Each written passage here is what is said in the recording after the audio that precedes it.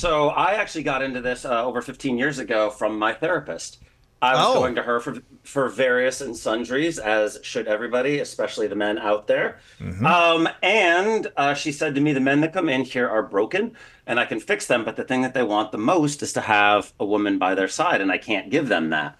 You know more about this than anybody I've ever met. You need to figure out a way to monetize this. And the minute you do, I'll refer all of my patients to you. Wow. So kind of hearing like a female psychotherapist give me such three like resounding pats on the back. Yeah. It's like, okay, so that's at least what kind of like started me down the pathway of, do I know more? Is this something that can be taught? Is it an art? Is it a science? How do you break it down? You know? And at that point, all there was, see if anybody remembers this one. Women Are for Men. Oh no, The Game. One. The Game. The never, Game. never read it. Penetrating the art. Never read that. Good. I'm glad we're getting to a certain part in society where people don't know about I don't like the title already because anytime anyone makes relationships about a game, I'm out. Yeah. You remember He's Just Not That Into You? Yes. That one that got passed around. Best line ever. Changed my life. I read it because why? Because it was handed to me by a female.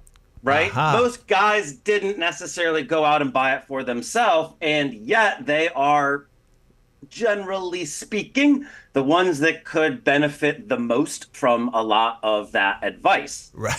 So here's the conundrum: is how do we help the demographic that needs the most help, but is the least likely to ask for it? Right. And so I want to create a book basically that says like. Read this book if you're a man.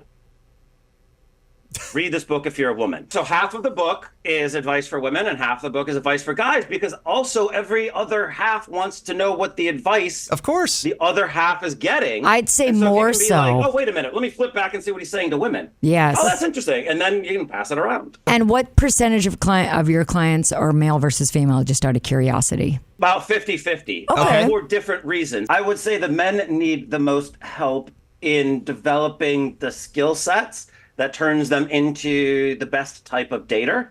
Right. And sometimes the women need the help in identifying or finding the person that meets all of their criteria. Okay. So it's different sets of challenges for different people. When I first started the coaching, like way back when, my clientele was mostly like 40-year-old men that looked at this as the last ditch effort. Like nothing else is working. Like let's just.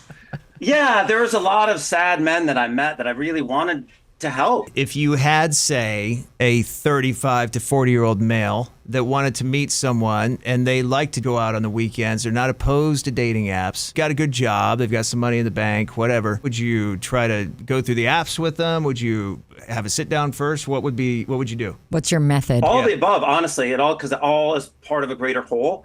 I don't offer single sessions because a little bit of information can be a dangerous thing. I want to be able to sit down and pull stuff apart, because dating is a mix of biology, sociology, psychology, and anthropology. By definition, wow. So That's it's like perfect, everything that we do, it's like the four tenets of humanity. But in order to understand your motivations, the motivations of the person sitting across from you, the motivations of society at large, and your own specific subset within this, you have to focus on different aspects of those at different times so that you can understand the rhythms and the machinations of everything that's going on underneath it, so that we can then use this data to maximize our benefits and minimize our losses. So the goal is not to get a man. The goal is not to get a woman. The goal is not to get into a relationship. The goal is not to have sex. These are side effects of becoming the type of person that attracts those people to you. Maybe we should have you come down here. We could do a whole video about trying to find love. Dating on a small island. Yeah, dating in a small island. 70,000 people is the population here. So the dating apps for Tim are slim. It's the same people that he's probably already gone through. Right. That's correct. Is that true? That is true. Meeting people in person is tough because other than our work, it's it's just the two of us at work here and a few other, coworkers. And then Tim doesn't go out that much because Tim doesn't drink. And there's some other things that Teri has probably forgotten about because she's been married for a while now. So she hasn't been on the scene here in Cayman. Happily married. Yes. But when you do go out here, it's great when you first get to Island because no one knows you because they haven't met anybody. They're not in any cliques. They don't know anyone. There's no one to report on things. They don't have a reputation yet. Yeah, it's the song Sharks by Jimmy Buffett. When you're fresh meat, you can meet anyone. You go out and have some dates. But then after that period, which is a typical honeymoon period, 3 to 6 months, we'll say, everyone knows who you are. You're expired now. You're expired. So I grew up in a small town. My graduating class was 100. Oh, wow. So, I was trying to explain this to people that grew up in larger places. Like, yes, you've dated the same people as your friends because there's only a limited dating pool. And in fact, if there was someone that none of your friends dated, there was a real good reason for it. So that's exactly right. Yeah. But I broke up with like my high school girlfriend and her mom's talking to me in the grocery store about it. So I know where it can get you into get you into trouble because it's high school again. Exactly. And it's ridiculous and it puts you into these situations sometimes where you feel like you have to pick sides where you don't even want to be in the discussion to begin with. If a person knows what their value systems are and they find a way to be able to vociferously express them, put them out there, those with that same set of values are gonna see that, hear that, and want to learn more about it. But you want to just play small pots, you'll only win small pots. That's cool, but you won't lose it all. If you want to win the whole thing, you've got to go all in sometimes. And you know what happens? Most of the time you go all in, you don't win. Right. However, it's life is risk versus reward. Yeah. Like in pool, like if you don't break the balls, they're not going anywhere. But once you at least get in motion, once you break that ball, the balls you may not be able to play them where everything's going to be, but things are in motion and you're in play. Right. And we'll see what happens. Well, I don't know about breaking the balls, but Teri's been busting my balls about dating. I sure have been. That's for sure. Well, one day he messages me. He goes, I've decided to spruce up my place because I don't want to die alone. Right. And I went, well, that's good, Tim. I don't want you to die alone either. I think you're purposely doing this because in your head, you're like, I have no one to impress. I have no one to bring over. So I won't bother trying to make this a warm and inviting environment for another person to enter. To me, though, that is my paradise. I like simplicity and minimalism. It sounds like you like solitude. That's what I get when I go in there. And then he goes, I got some furniture so when people come over, and guess what he bought, Hunt? A single person's recliner. Yeah, well, I said, that is not, you don't buy, how many side tables do you have on your bed? None. Right. So if someone stays over, you don't even have a side table for them. So this is that stuff about perception again. Yeah, it doesn't mean it, but how is it going to be perceived? What message I'm seeing from the outside is I'm not making he's space a serial killer and that too. Inside of a rug. So I'm either a serial killer or I want no space for anybody else in this place. The space is designed only for me and me alone. At the beginning, we don't have a lot of things to go on. Right. Yeah.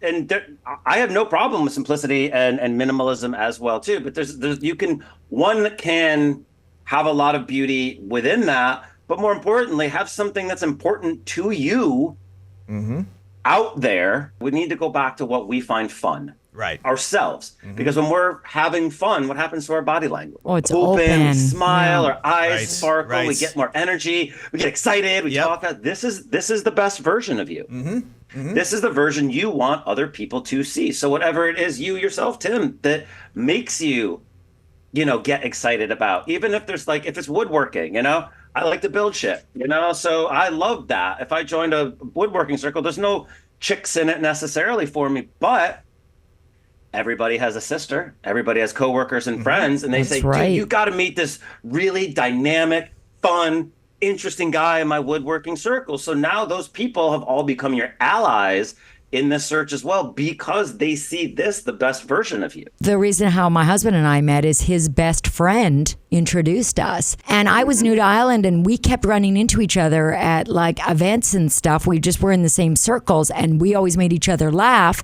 Turns out we have the exact same birthday. His best friend is almost like my twin. Right. And he said, you're so great. He already had a girlfriend. He was never hitting on me. It was just friendship. But he goes, you're so great. You got to meet my best friend. And I was like, I've heard that before. He goes, no, honestly, nope. I go, I don't want anyone. He goes, he doesn't want anyone either. Neither of you are even looking to date. He goes, can you just meet? Because I think you guys would get along. And then the pressure was taken off, but it was somebody that qualified both of us. And they both like bigged us up. And then we had, you know, and it really was like magic on my side, less on his, but that took a while. I had to work it a bit. But so it is great if you get out there and maybe not the person you're talking to is perfect for you, but exactly what Hunt said. Their sister, their cousin. With. Yeah. Well, I think I've heard enough to interest me. Hunt, you're hired. You're the new doctor of love. Yeah, send us the bill. I'll fly down there because, you know, one of the things I love doing up here too as well is I actually do take men and women out into the real world to practice, not Tim, that would be picking up fun. people or meeting men or women, but just physically going out and interacting with life and humans and practicing. Like today we're going to work on asking emotional questions. Today we're going to working on storytelling. Today we're going to be working on walking up to strangers. Right. Just adding all of these little skill sets that you can kind of adjust in real time while because you can't learn baseball from a book. Right. You got to get out there and mix it up sometimes too. So that's my favorite part. All right. Well, how can people reach you or find you for more information? Use your services. Yeah. Sure. If you're interested and want to ask me some questions or want to work together, you can go to my website, which is huntforadvice.com, or you can find me on Instagram, at YouTube, at Quest for Advice. I've written probably about 500 articles and probably have 100 or 2 videos out there too. So if you just Google my name, you're going to get about 6 pages of Google. Tim, are you going to put some of his advice to use now? Yeah, I will. I want to get him down here first to get a full analysis. Sounds like another excuse. Let's break those balls. Come on. There we go. Let's play pool. Some of my super yacht friends. You make the first break. Hunt, thank you very much again, and all the best there in New York. And we hope to see you soon. Thank you. Love to be down there. Thanks for having me. Bye-bye.